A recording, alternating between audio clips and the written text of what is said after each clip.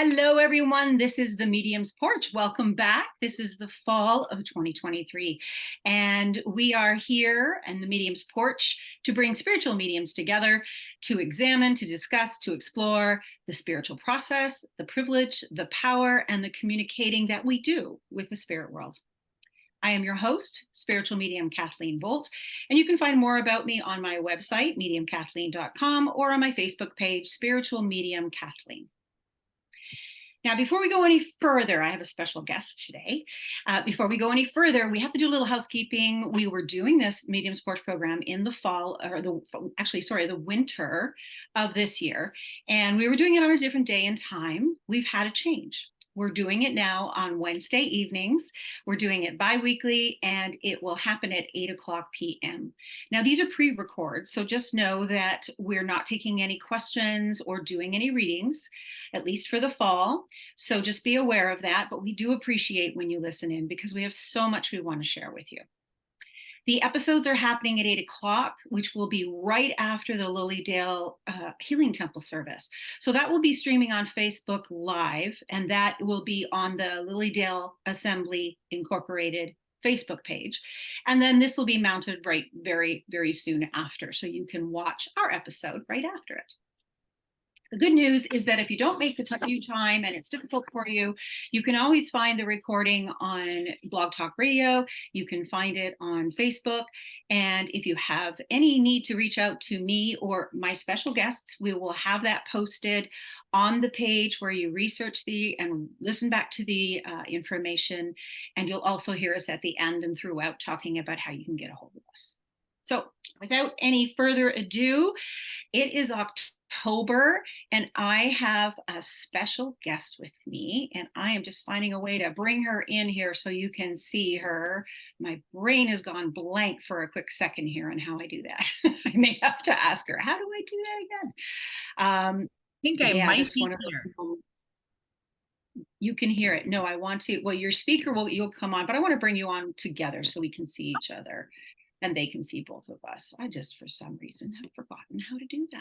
Oh, go up to view and then hit gallery instead of speaker. Really me. Sorry, folks. All right, here we go. There we are. And here is our guest. This is Stacy Sherman, and I'm delighted and privileged to have her here with me. Many of you that went to Lilydale Summer will know Stacy as being the woman behind the counter, serving you coffee and good foods and bringing you cheer. She is awesome. And she and her fiance, Michelle Sully, have opened Sacred Grounds. And if you haven't had a chance this year, do come next year. Sacred Grounds is a destination. It is definitely a place you want to arrive at, try the food, try the coffee. And of course, as Stacy has said before, if you arrive to Sacred Grounds without friends, you'll leave with some. So did I say that the way you like to say it? You did wonderful. It's fantastic. I know. I feel like I should have my hair back, bun up, headband in, and a t-shirt. And your little apron or something with your t-shirt. Then you'd recognize me. Well, you look gorgeous, and you are here today in the capacity of medium. So you're not just the lady behind the counter. You've come out from behind the counter, and you're going to be working with us today. So let me just tell you a little bit more about Stacy. She has been she's been a medium since she has been a young child, only she was working much like me with it in our lives and didn't really know what the definition of it was, as I understand. Am I correct, Stacy? Yeah. Yep. So if I understand this, you can correct me. As you got older, you started to realize, oh, this is something I can do in support of other people. And you found Lilydale. So what I wanted to do as a minister, as a medium, as a spiritualist that you are, I wanted to spend time with you today as a medium to hear about your experiences, to talk about mediumship and what your vantage point is on that. Okay, so the first place I want to start is to welcome you. So welcome. Thank you. Thank you for having me, Kathleen. It's great. I know we became friends all just because of Lilydale. So how wonderful. I know. And I was obsessed with those quiches that are made with tomato and feta. Oh my goodness. Highly recommended, everybody. Right. So Stacy, am I correct that you are a native-born Wisconsin? Yes. Is that a Wisconsin night? Yeah, a Wisconsinite. Cheesehead. Whatever. Cheesehead is that? cheese heads, cheese heads. That's Oh, good. that's funny. Yeah, born and I'm an bred. expat of Canada, so I'm not really sure of how the states get referenced out. So you're a cheesehead. All right, great. Well, I've met my first cheesehead. So what's it mean? What's it like for you to be a medium? What is it about mediumship that calls you back time and time again? I think for me anyways, because it was a broad experience. I grew up, like you said, kind of naturally doing it. And then, we talk about the idea of irony. It doesn't really exist, but we love to use that word. Our human brain needs to understand irony.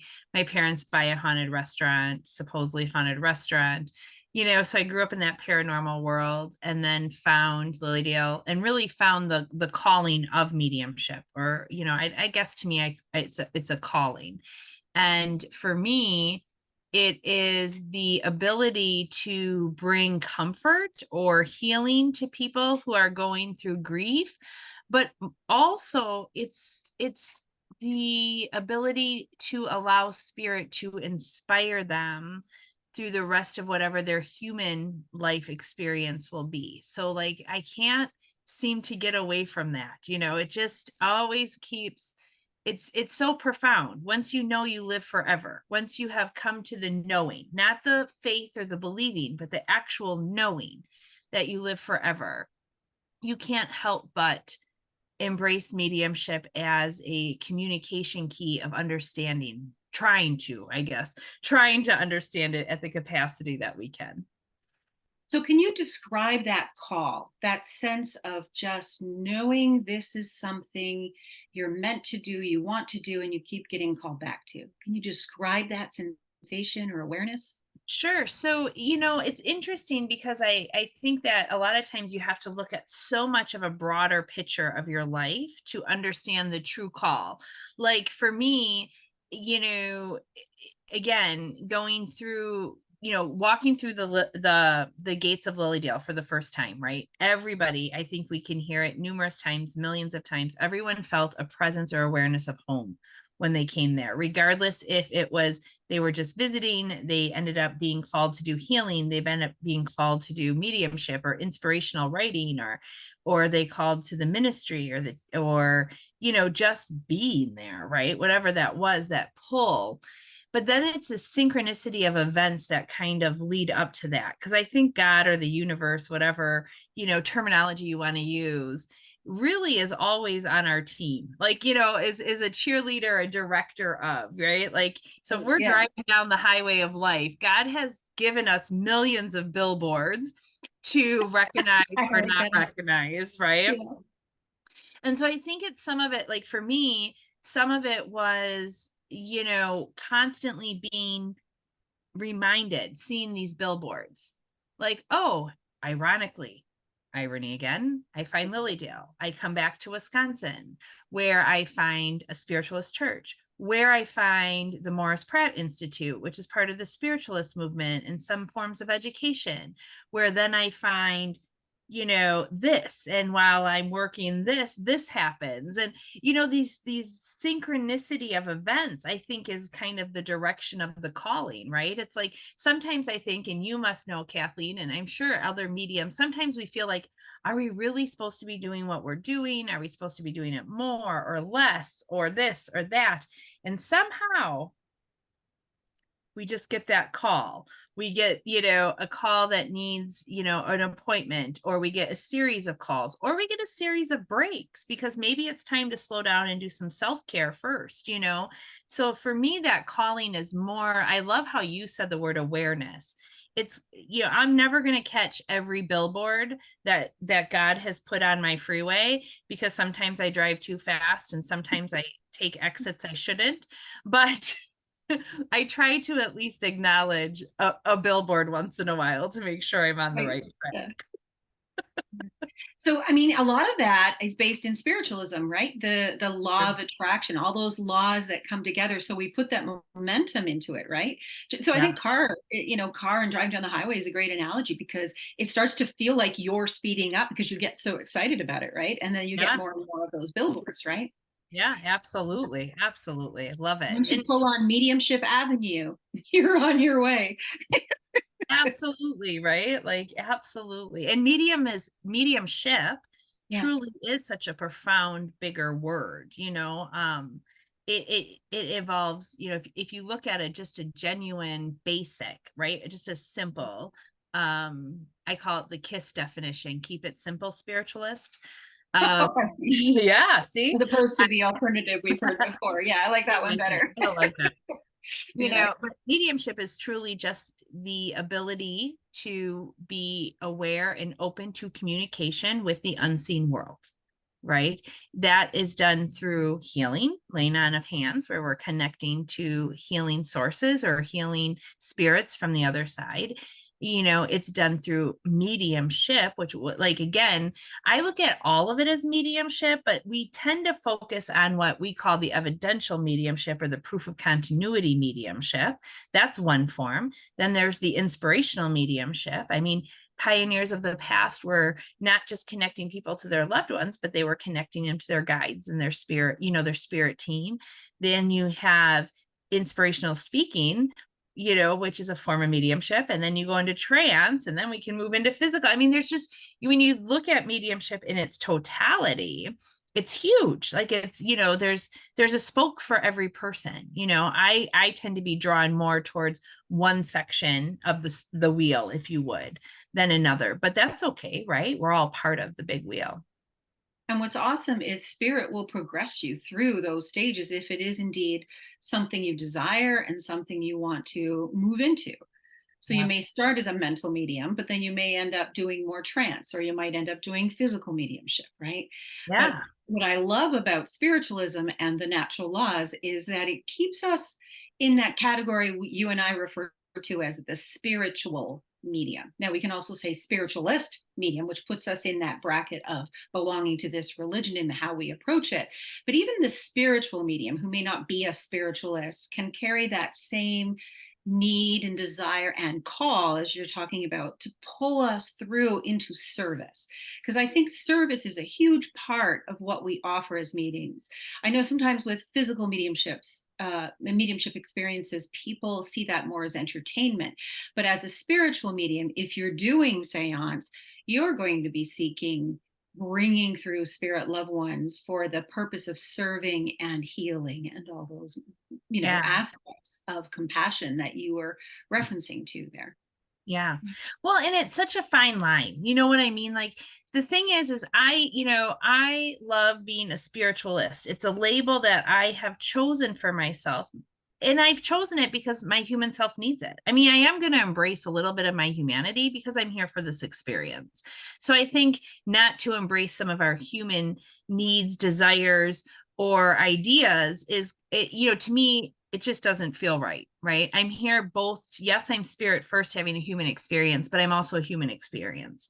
So I have to find a balance in that human experience. So being a spiritualist is a human label that I use, and I wear it proudly. It's a badge I do wear proudly. You know, might say a little egotistical, but I try not to be, right? I try to keep my spiritualness in check, right?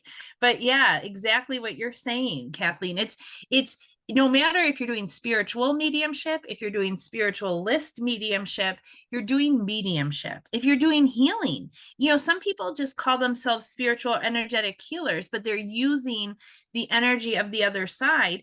That's mediumship. So, you know, mediumship, again, that broad definition, you know, is that connection to inspire, service, uplift humanity. So would you define that would you describe a difference between I guess what I'm asking is, would you say doing mediumship is a career path, a vocation, a job, a practice, a spiritual predisposition? Talk a little bit about that for us. That's an interesting one, because if you want to get hooked on semantics of words, right, like that, I'm going to tell you, for me, mediumship is a purpose. Nice. It's a purpose for me. It's, you know, and I mean, I have nothing to hide. I'm always honest. Anyone who knows me just knows I put everything out. Sometimes I should insert foot. I do know that, but I don't. Well, don't we all? You know, you know, for me, it's a purpose. And there have been times in my experience that I thought maybe I shouldn't be doing this anymore. Maybe I should. I don't know. Am I doing it for the right reasons? Am I doing it for the wrong reasons? I'm constantly reevaluating, because I think our purpose isn't set in stone. Our purpose changes as we change. So I think that having those normal thoughts of like, maybe I should take a break from this. Maybe it's something I shouldn't be doing, or maybe I should be, or why am I doing it? Am I doing it for success and stardom, or am I doing it for comfort and inspiration? And where's the balance in the middle? Right? Because you hear that debate amongst people all the time. I can't believe, did you hear this one? Oh my God, they charge this. Oh my God. Oh, I can't do this. It shouldn't be charged for. It's religious. It's, to each every degree. All dentists don't charge the same. All t-shirts don't cost the same price. You have to look at that's why I think I love spiritualism, and I'm just going on a soapbox for a minute, in the aspect of, I love the philosophy. I love the ideology of constantly questioning your theories and beliefs, because, to one person, what might be an act of service might not be another act of service for another. And we know through law of vibration, we know through energy and frequencies, that we need all different types of vibrations to go and make the world go round. Doesn't mean I have to partake in the vibrations that don't resonate with me. It's just that there's an awareness that they're there. So I don't, again, is it a job? Sure. I mean, do I do it, and does it pay some of my bills? Yeah, it does. So what are you going to consider that as a listener? Are you considering that a career, a job? But for me, it's a purpose. It's for me now, it's my purpose. And I just feel like, as long as I pay attention to those darn billboards, at least a few of them, right? I'll be guided to where I need to be. Right. Beautiful. Sorry, that was a long answer, Kim. No, I loved it. It echoes a lot of what, I've encountered myself. So it does make sense. I think one of the important things for us to remember, I like the points that you bring up, that our purpose, no matter whether we're mediums or not mediums, it's not necessarily defined. It's not written in stone. And so I don't know how often you've had someone come in that is, sitting in your chair, or you're serving them in mediumship, and one of their questions is, what is my purpose? Right? It's a big question that comes up. And I tend to find that every time that question goes out there, spirit answers with a combination of things. One of them sounds a little dismissive, which is, what do you want it to be? Right?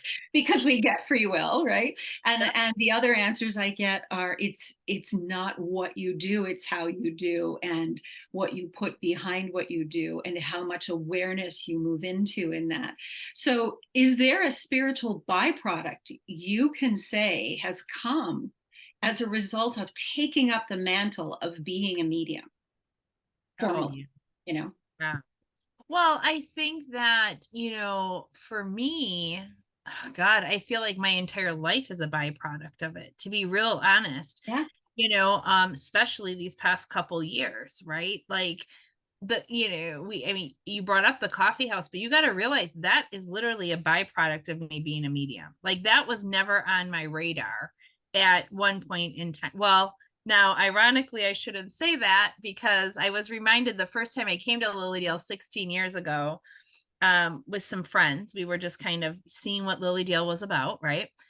I literally said that very first day, it was Cup of Joe's then, and I pointed at it and said, one day I'm going to own that. Now, I don't remember saying that, but the three other women I was with all reminded me, like, don't you remember you made this happen? Because this year was our first year opening it, and what the coffee house embodies for me energetically, because it's a business. Okay, that's great. Whatever. That has nothing to do with really why I wanted to be there. I wanted to be there to create an energetic space for community and like minds, individuals, like-minded, not the same mind, understand. I like how you distinguish that. That's really important. Not the same mind, but like-minded individuals. And I see that, like, for me, doing mediumship and either connecting someone to their loved one who they miss tremendously because of grief, or connecting someone to their loved ones to help inspire in their life journey, is creating a energetic world of inspiration and hope, because they carry that then, and then they are going to create that inspiration and hope. And so I feel like all of that is a byproduct of my experience so far with mediumship. Beautiful. Yeah. So essentially, mediumship is a huge part of your spiritual path. Yeah. Now, a lot of people on their spiritual path talk about enlightenment. So, how do you see mediumship fitting into some of those external descriptions of a spiritual path? Well, I have to say, because here's the thing that mediumship in, if we look at the two, I'm going to call them the two major classifying ways of mediumship. You either have the proof of continuity, right? Or you have the inspiration, right? Or the message. Again, we'll talk, whatever, however we talk about this, right? Sure. There's two aspects, but mediumship proves without a reasonable doubt that there is an afterlife. It doesn't prove exactly what that afterlife is. It doesn't prove what religion is right or wrong. It doesn't prove the logical brain way, but it still proves that we live on. We are continuous, whatever that might look like, however long. Our human brains cannot wrap around the idea of eternity, right? Like when Buzz Lightyear jumped off and said to infinity and beyond, yeah, we can't compute, right? But that being said, isn't enlightenment being able to be the energetic essence of who we are in an inspirational, loving way, right? So I think that mediumship to me is the stepping stone or the bridge in which enlightenment crosses, right? Because once you receive that evidential reading, like for me, when Carol Gasper, she was the first medium ever to give me a reading, and I'm like, how did she know? Like, how did she know this and that and this and that and this and that, right? So that proved to me that we live forever without a reasonable doubt. It became my truth. After that, everything that I did in my life warranted to, well, how is that going to affect my eternity? How am I going to be, right? So then we almost join the path of enlightenment, right? Because we're like, well, we want to know more. Who am I? We want to know what's my purpose, right? We move into that. And that's where all the inspiration comes, right? And the inspiration helps us inspire to keep awakening ourselves, keep enlightening ourselves to be better than we were yesterday. And as humans, do we grieve as mediums, human mediums? Absolutely. Absolutely. Yeah, and I heard some people asking about that, and I'm like, yeah, we could know that our loved ones are passing. We could know that our loved ones are going to the other side. We still miss them. We still feel that sense of loss. Yeah. Well, and Kathleen, you're bringing up an amazing point to me. This is why I can't subscribe to the theory of not embracing our human experience too. I do understand we are spirit first, but sometimes when people are going through their spiritual journeys, they feel that they have to shed all this humanness. No, you have to learn to live with it in harmony with the spirit, not shed it. You'll shed it when you're done here. So it's like this idea of the ego. I have a very weird opinion about that, because I do know, like, edging God out. Yes and no. Our ego also is very important. It helps us to not feel self insecure. Do you know what I mean? And to own and have a little bit of pride and confidence. I mean, our ego is kind of like I don't even want to say that. I was going to say the evil step witch, and I'm like, no, I don't want to say that There's either. no evil in it. Yeah, like our ego can be like our, grumpy boss that we like some days and don't like other days, and we have to keep that in check. But we can't. We got to stop trying to just be spirit. We are that. We don't have to try to be that. What we have to try to be is a good human, right? Our spirit is innately good. Our piece of God spark, whatever you want to call it, it's love. That's all it is. So we don't have to try to be spirit. We have to try to be a good human. Right. And that makes sense to me because we've chosen as spirits to come into form. So why would we choose that if we don't want to be there? Like Right. we're not actually activating that awareness and that consciousness and that development. I kind of see it that it's an opportunity for us to blend the two. Now, is it possible to blend them? I don't know that anybody's ever done it. But that idea that, right, being a human, but understanding where, the spirit has a place to go. Now, that brings me to another question for you. Spirit, soul. Tell me a little bit about the difference. Yeah. So I believe in this human incarnation, right? Like as we sit here now, I am like three parts. I'm the human physical body. Some call it, like what you see, right? The meat suit. I've heard that said. I always think that's a funny Yeah. expression. But encased in this body is the energetic essence. That is the part of us that lives forever. And that's the soul and the spirit. And this for me, the soul is the energetic essence of who I am, in this development. Our soul is ever changing, right? Hence the idea of many lives, many masters, hence the idea of evolution, hence the idea of growing on the spirit side. Because as a medium, Kathleen, how many times have we communicated with somebody's loved one who says, oh, I'm still learning on this side. I'm finally dealing with my bout of envy, or I have clarity now and I'm evolving. So again, our soul goes through an evolution process. So the soul is animating the body. What is animating the soul? The spirit, which is the divine spark of God for me, or whatever terminology you want to use. Like, the big sayings, you are not the universe is in you. You're not a drop in the ocean, you're the ocean in a drop, right? That idea of that divine spark. Every person is a child of God. Again, I can go on with numerous theological and religious, connotations. That to me is the spirit. That spirit has no identity. It doesn't need to be a female or a male or a girl or a boy or young or old or black or white or gay or straight. It doesn't need to be any of that. It just is. And that animates the soul. And then the soul goes through all the processes of wanting to be this or that or this or that, labels, right? So, for its soulful journey. I know that's a really weird explanation, but that's how I see it, and it feels right to me, and that idea resonates with me. Yeah. And I've heard it flipped around, but when it comes down to it, it almost seems like we get caught in terminology. But the concepts that you're talking about, where we have this broad scoping essence that is consistent, remains, is always there. And then we have this individuation and the individual expression of a consciousness, awareness, God force that then finds the body. The concepts are fairly consistent across the board. One thing that I wanted to ask is about the personality, because I've heard mediums talk about, okay, when spirit passes, they take their personality with them.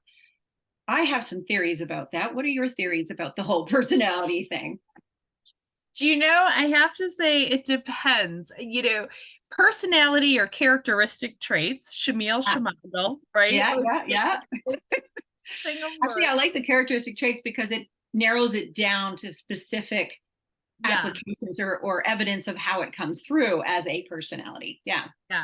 So to me, I agree with you too. I mean, yes, we do, there is a profound part of us, especially in my understanding, the earlier part of our transition. Again, hard to say on time, right? I know people who have transitioned who literally minutes after their transition were able to communicate, and then other people haven't been communicating for 10 years. Is it because they don't exist? No, I don't believe that, because that just, science proves that they cannot not exist. But I do think that there is a little bit, I don't know if I want to use the word easier. I'm trying to think of what terminology I want to use. This is a good question, because I do feel we keep a lot of our general characteristics, right? Our general, like, I always laugh. Like, I think when I cross over, I'll come back to my kids, like, as a medium, or, someone who is into that. Like, I feel like I would keep that for a while because that's important to me. Eventually, I feel like that will start to shift and change, though, because I'm in a new environment. So I feel like certain personality characteristics, like I know people who there's like, oh, no way that could be my dad. He was so serious. And you're telling me he has humor now. And it's like, yeah, he does now, because he doesn't have to be as serious because of everything that he understood down here. He starts to understand it better. Again, it's a transformational process. It's not like we just cross over and we become angels. I really have a hard time with that idea. I know. Yeah. Maybe. Yeah, I have noticed, like you said, that there's a little more wisdom that comes in, and some of that comes from being objective, right? Not having to be under the stressors, not being under the belief systems that hold us out of personal responsibility to the material world. I also feel like we also come, or spirit also comes to us in the form of the personality, so that we, the sitter, can pull it up faster. But that doesn't always happen that way. It doesn't always happen as we remember them. I mean, think of your grandfather, right? You knew him as a grandfather. You knew him at a certain age. When he was 20, he might have been a little wild boar running around, right? So, no offense to your grandfather, of course. He's good with it. He's real good. Oh, good. But that variance in character and personality through the stages of living in the earth plane change. And our relationship, like, I just met you. I don't know who you were before, and I may not, know where you're going. But if you were to pass, God forbid, in the spirit, and I got you coming through, I might just remember the coffee house, right?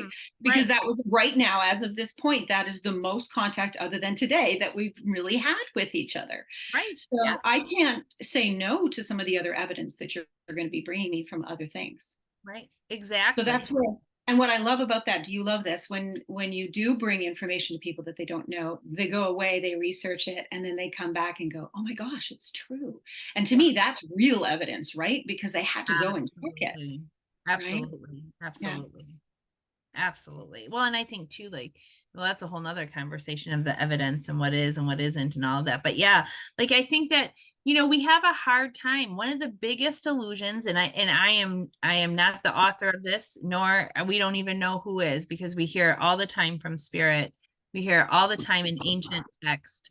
And we'll continue to hear it. My kids will hear it. My grandkids, if I have them, great, all of it. Is that we, in this human form, the biggest illusion we live is the idea of separation. It is, but it's so hard, because I get it. Like, when you were saying, do we grieve? Absolutely. Do I grieve? Especially like tears flow, sobbing. I can't. There are days where I know they're here, and there are days where I need to see a medium to know they're here, because I'm wrapped. My pendulum has swung too far into the humanness, right? And then other days I'm okay. But that being said, when we cross over, we have such a concept, or we need, our human mind needs such a concept of everything. We have to understand, it needs to understand it. Like, okay, so we live above the clouds in these homes with our physical bodies, eating this food, doing this, doing that, because otherwise we can't grasp it, and I think, again, back to the path of enlightenment, I love how all of this is interconnected, interwoven, right? Nothing stands separate. Nothing. Yeah. So what you're saying about being, at the dinner table in heaven, right? Or playing pool in heaven, or golfing or something, right? I've had that a couple times. Like, they're telling me they're golfing, right? But when that's happening, where is the spirit world? So they're telling us so we understand the concept. What has been your experience and understanding of where and what the spirit world is? Yeah, I can remember. I'll just tell you a fun little story. When I was a little kid, I was probably like 17 when I finally got my first plane ride.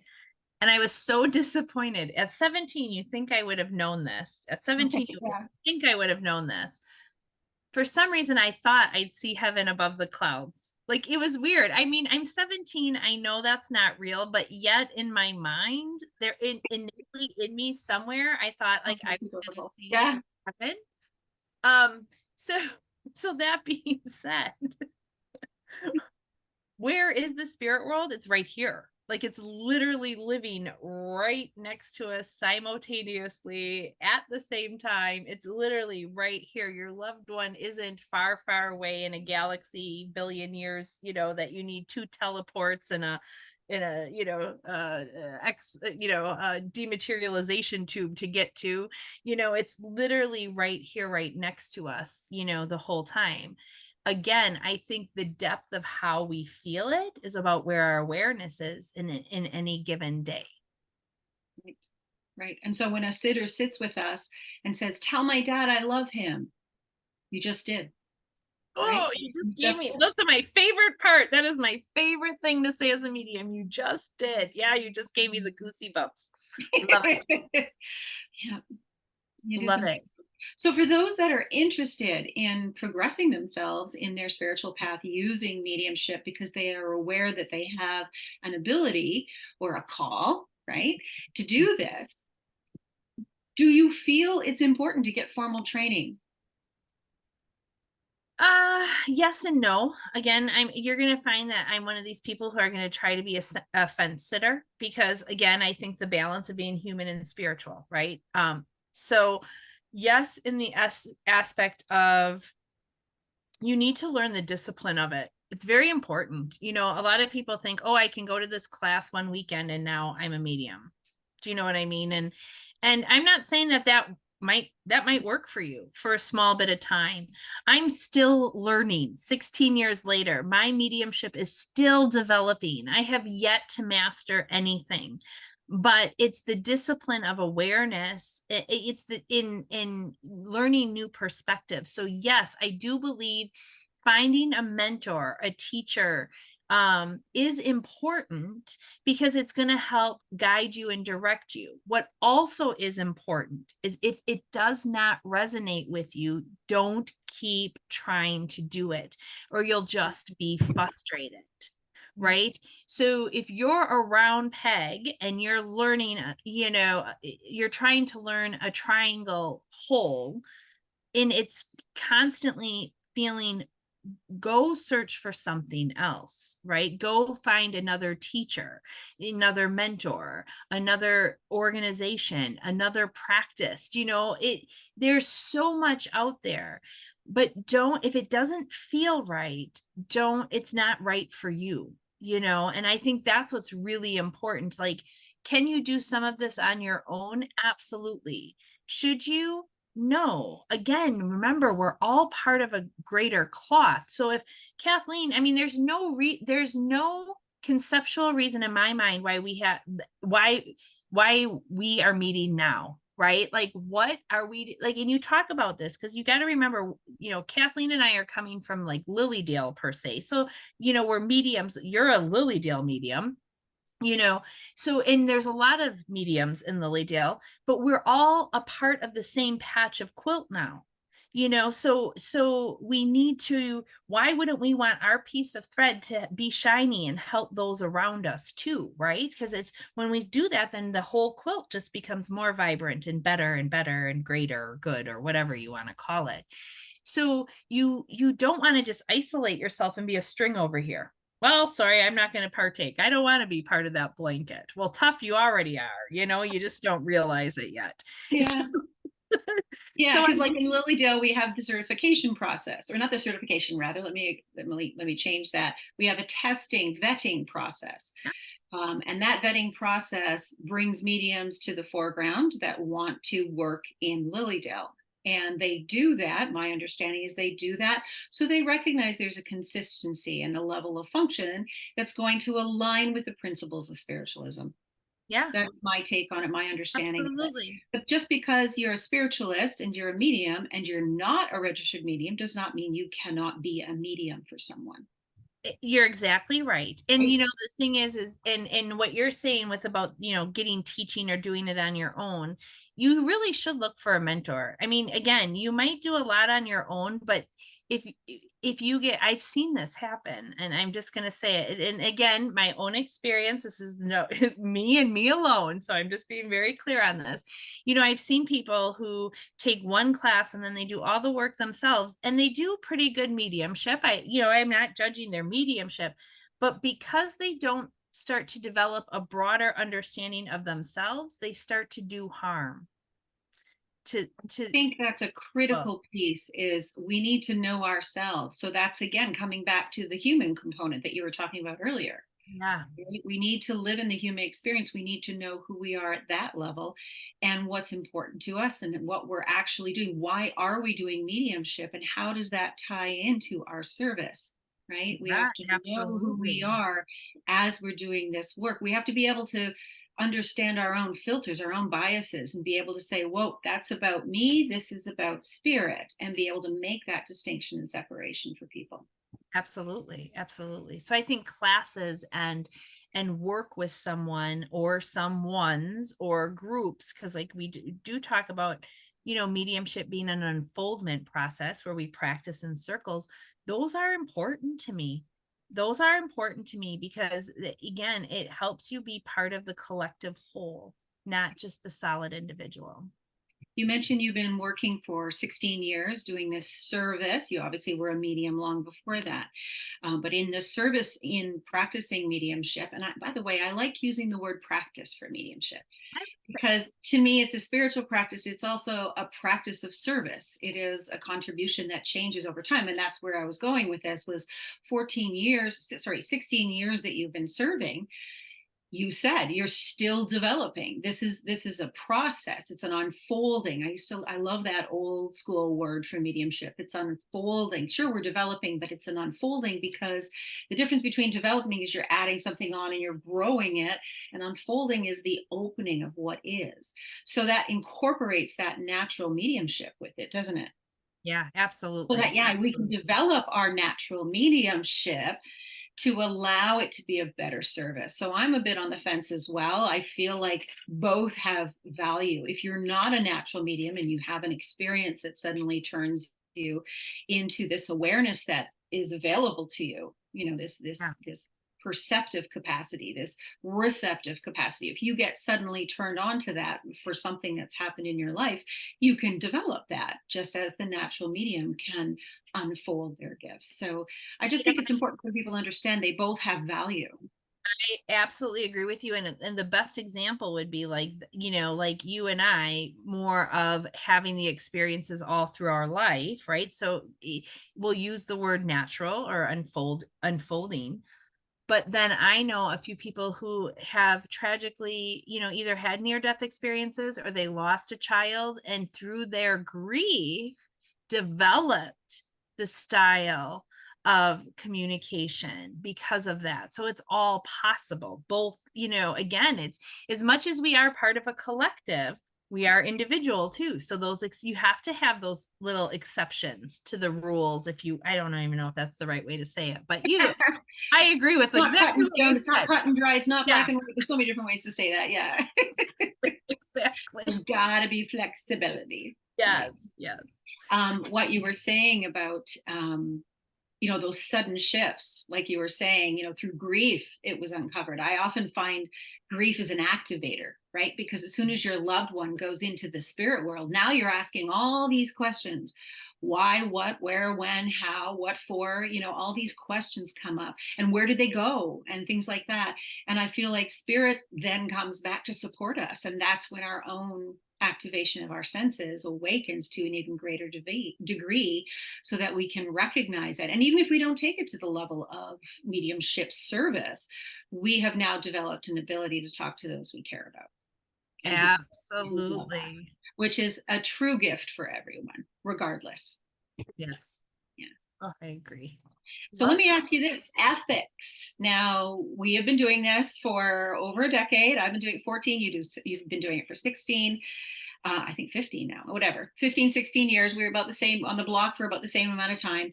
Um, ethics. How do you want to approach that subject? What are standards and ethics? Actually, we should probably just do it through you. What Yeah. ethics and standards do you uphold in your work?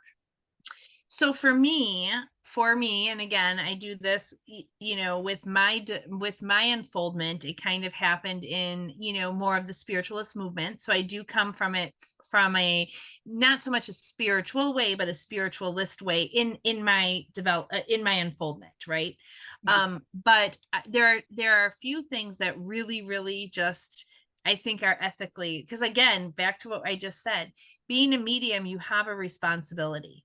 There are times when, for me, I will not go approach somebody just on the street and say, "Oh my gosh, I'm a medium and this is what I have for you." Because, mm-mm, mm-mm, mm-mm. God is infinitely intelligent, right? And our loved ones have ways to access that intelligence. And so if somebody needs to come and see me, the universe will figure out how to get that to happen. I am not to insert myself into someone's life because you don't know where they are in their grief process. You don't know. I mean, I've seen this happen so many times, and I hate to say it, I'm going to get on a train again and I'll try to avoid this. I'll say it out loud. We don't have to talk about it. The idea of spirit or evil entities attachments to people, like, come to me for $9.99.99 and I will remove that for you for no, no, no, can't do it. I mean, you have to realize you are dealing with people's emotions, feelings. This is not some parlor trick. This is not something, that, is a form of entertainment, though I know that it is, in some levels, but it's not, for me, it's not entertainment. When I connect, I'm connecting to help inspire and help both worlds, humanity and spiritual world. And if you're just going out there and just blabbing it to whoever whenever, or you're effectively telling people that they're broken or something in some way, that has nothing to do with mediumship in my mind. That is all ego driven. You can't. You have to, have decent ethics, just like anyone, right? Like they talk about, I heard that too, like through doctors, and everyone signs ethics at some point when you become professional in your career, or whatever you want to call it. I like the practice too, by the way. I love that. um you know we sign ethical waivers. We make vows or promises. As a minister, I made a commitment to uphold ethical practices, which means do no harm, period. It's very simple: do no harm. So if you're going out there and inserting yourself or instilling harm or fear in people, then you're not practicing appropriately in my mind. You're not ethical in my mind.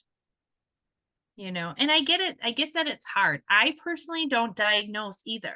I personally don't believe in telling people when they're going to pass or if somebody's passing, because we do know through science, and especially neuroscience, we understand the power of suggestion.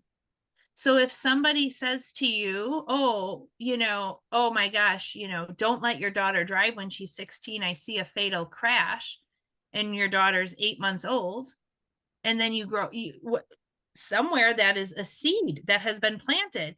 If it wants to be watered or not, sometimes thunderstorms happen up here, right? So, and you can, there's a lot of ethic and moral responsibility of being a medium. And if you can't follow that, if you have to be the rebel without a cause and who cares what people think, then to me, you're just working in a place of ego. Sorry, Kathleen, that was No, no, no, no. You're voicing wonderful things. It's surely educating people and making them aware of things. Do you find mediumistic practice takes a, I say practice, Yeah. mediumship practice, mediumistic practices take a toll on your physical body? Oh, I think so. I think so, because again, not all the time mediums are working How do I want to say this? And Kathleen understands, right? And any of our listeners who are mediums understand what I'm about to say. But if you're just getting involved, you might not realize yet. And this is why there's an importance to a teacher. There's a difference between psychic energy and mediumistic energy. I go back to the old school thought that all mediums are psychics, but not all psychics are mediums. And I believe in that. I believe that. I believe that as a truth for me. And I think that most of the time, I do the mediumship work, but you also draw on the psychic. You can't help but it. I always say, like my freeway, right? The Yes. fast lane is the mediumship lane. The left lane is for passing and a passing only, because you're going fast, you're flying down the freeway, right? That's the mediumship lane. High vibration, high frequency, go, go, go. The right lane is the slow lane, or I shouldn't say slow lane, the legal lane. Do the speed limit or only 7 miles above it, right? and is where you should drive most of the time. And that psychic energy absolutely takes a toll on a body, mind, body, and soul. Like it just takes it can be very draining, mentally, emotionally, physically. Mediumship, I find, though, like when you can, but see, you never drive just directly in the fast lane, do you? You don't. We veer back and forth. So but if we were only doing mediumship, I kind of relate it to this. When you do, like for me, because I like to do public demonstrations, that's kind of one of my favorite things to do versus one-on-ones. Not that I don't mind one-on-ones, but one-on-ones is sometimes both medium and psychic work being done, where the short demonstrations, the greetings, not readings, are you're driving in that fast lane. So I am like buzzed after that. I'm like, you know, but then there's other times like where you're giving readings all day. Oh, you're done. Personal readings all day after. That's why there's a limit. For me, I have a limit. I only do so many a day, because otherwise I will drain myself. But I think the draining comes more through the psychic practice, in my opinion, than the mediumistic practice. But the more again, what type of mediumship are we talking about? Let's talk trance, right? That's going to take a toll on the physical body versus the mental mediumship, different levels. Hence, back to the question of why you should have a teacher. Well, yeah, exactly. And to understand and be guided through that process of accessing the power that keeps you in the fast lane. Yeah.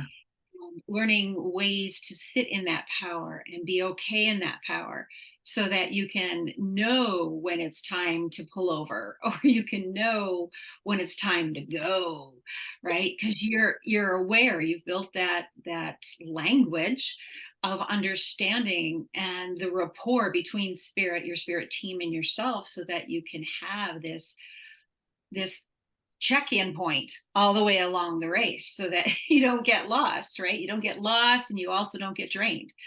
And it's our responsibility when we do get drained to pull over.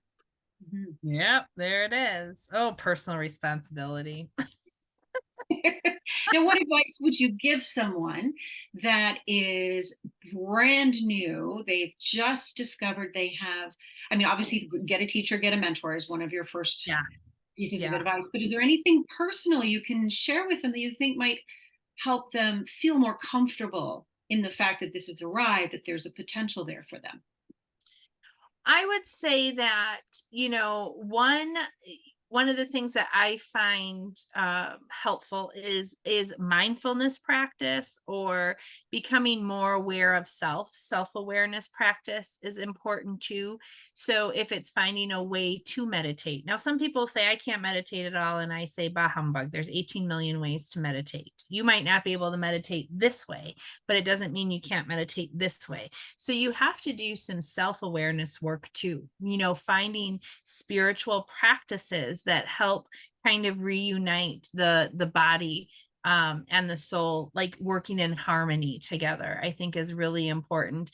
And most important is, gosh darn it all, know you're not alone. Know you're not alone. Do you know? Because I know sometimes you feel like you can't say anything out loud because they're going to think that you're funny, or this is not right, or and you might not feel supported. I was blessed enough to grow up in a family that seemed to be pretty like open to it, like they never were like, oh, you're crazy. Do you know what I mean? But if you have been brought up in or have been indoctrinated, right, because of our growth experience and you feel isolated, just know that you're not alone, that there's a lot of us, and I thought I was amazed how many of us there were when I started really opening that path or that doorway to spiritualism, mediumship, how, you know, and yeah, I think that's it. I think that's it for now. So, Stacy, what do you do as a constantly developing medium? And what would you advise others as a developing medium? What can they do to help themselves when they hit a plateau, when they're in that doubt, when they do know it's time to take a break? But what can they do to get back on that path, to get back on that, back in that car in the fast lane? Yeah, right. That's a good question because I tell you, sometimes I struggle myself, because you're always know this, you're always going to have plateaus. You're always going to have plateaus. There's always going to be times that change in your life, and there's going to be moments of doubt, and there's going to be uncertainty, and then there's going to be elation and joy and happiness, and there's going to you're always going to go through that cycle. I think sometimes getting yourself to realize that you're going to go through that cycle is one of the very good steps. Surrounding yourself with people who will know, like, for example, Kathleen and, we have talked before, or she had, it's like, okay, you know what?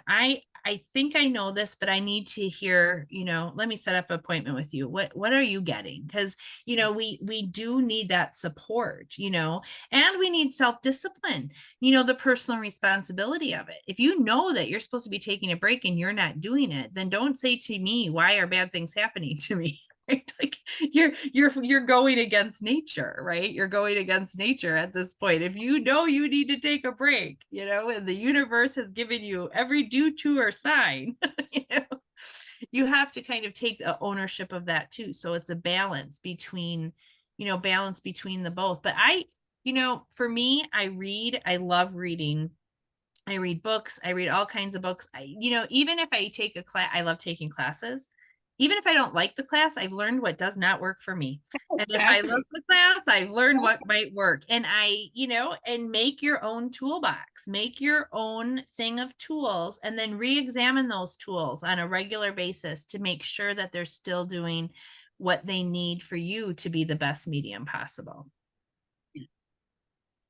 Wonderful. Yeah. Are you teaching any classes, doing any circles that you want the audience to know about? I do plan on I'm still getting kind of settled back into the Wisconsin world yet, but I do plan on doing some online classes, over the winter and stuff like that. But really, I am dedicating, I have a small amount of time carved out for readings that I like to do once a week. And then I will do I don't know if I'm going to actually do circles as so much as I want to do classes or lectures or talks, more like conversation, just so people can ask, like, is this normal? Is this normal? Is this normal? Because we all learn so differently. So they could just check my website to stay updated on that. Nothing is on yet because I'm still settling in. We close the coffee shop officially this weekend, and then I'll be able to just I'll never put it to rest. I'm planning all kinds of great things for next season. But anyways. Yeah, I like that you're introducing some variety, and it's not just, it's a community place. I love that. Yeah, we're going to have artists in residence this year because I think so much can tie together. I love that you support artists. So many different ways. Yeah.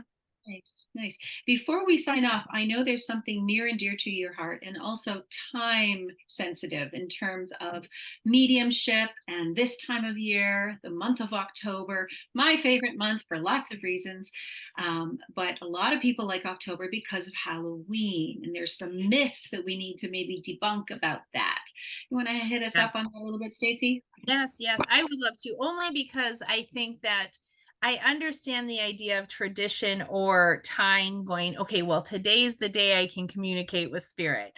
However, as a spiritualist, every day is a day of communicating with spirit. And I understand it's cute to have jack-o'-lanterns, and I understand the ritual behind Halloween. But spiritualism really doesn't play into that ritual. Not that that ritual is bad. I mean, I like Halloween. It's one of my favorite holidays. I have a ton of decorations. I mean, who doesn't like that, right? I just feel like all those witches and those jack-o'-lanterns are all like the outcasts, right? And in a way, I felt outcasted, right? So you vibe with the people. But the thing is, I guess to me, one of the things that I see a lot, or tried spiritualism, is you always tried to be paired with Halloween. And it really, they're two different entirely beliefs. And not one is right or wrong. Just, I feel as a spiritualist, I need to say, but that's no, our spirit loved ones are available for us all the time. The veil is thinned by our awareness, not by a date or time. Took my thought right out of my mouth. I was going to ask you that concept, right, of the veil being thin. Perhaps for someone that doesn't have awareness, it might bring them a little closer, but we can get closer through other means all year long. And that's what we're going to do, right? Absolutely. Oh, fun. I know we could probably talk for like 20 more hours. I'm like, oh no, it's over. We have so many more things we could talk about. There's so many things to be debunked too. Maybe we can do that again some other time. I would love that. Yeah. Well, thank you so much for joining us and me today, Stacy. This has been great fun. Lovely speaking with you and getting to know you better. You too, Kathleen. I look forward to our blooming friendship. And let the audience know here where they can find you. Oh, pretty simple. Spiritualiststacy.com. I try to keep it very simple. I like that label, right? Through my website, and then my social media is linked up through there too. So great. So stay in touch with Stacy. You have a Facebook page as well. Did you want to mention that? I do. Is Stacy Sherman, spiritualist, minister, teacher, medium. Again, you'll be able to find all that. And just in case they're coming to Lilydale next year and want to find the coffee shop, it's not hard to find physically as you're walking around. It's a small town. But do you have a website? We do. Our coffee house is Sacred Grounds LD for Lilydale.com. So Sacred Grounds, Sacred Grounds Coffee House LD. Lots of words, but we're on Facebook too. Just LD Lilydale, right? Yeah, LD, the big Lilydale. Awesome. Well, I hope you have a wonderful winter. Thank you, audience members, for tuning in today and hearing our special guest, Stacy Sherman. And I just want you to know that we invite you to come again. We're going to be doing our next episode 2 weeks from now. And you can find us on Blog Talk Radio. You can find us on the Lilydale Assembly Incorporated Facebook page. And if you're looking to keep in touch with either of us, check out our websites. And blessings all to all of you. Be well.